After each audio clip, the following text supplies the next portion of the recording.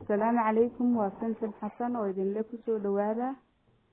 قيب كلا إيو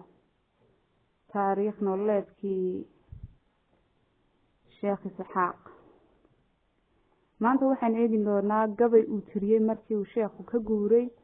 magaaladii uu deganaa ee uu ku soo barbaaray ugana guuray dhibaatooyin soo kordhay aawadeed kiyo waqtiga da'diisu aad u yareyd waxaanu gabaygan tiriyay kiyo 10 jir ah waxaanu ku bilaabay ilaahayow nuurka cilmiga naftayda ku manayso go'aankaygana adkee inta aan noolahay dalkaygii waxaanu uga soo baxay si ay u nabad galaan ehelka caruurta iyo naftuba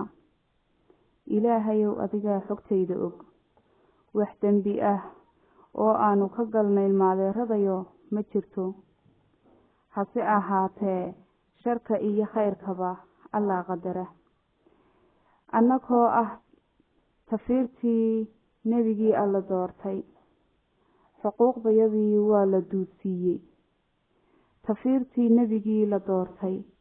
ee ay Faadimo rasuul dhashay waxaa loo bireeyay loona gowracay tabta adhiga loo gowraco ee loo bireeyo waxaana sidaasi noo galay ee xuquuqdaydii duudsiiyey kuwii dad noogu xigay ee aanu ilmaadeer ka ahayn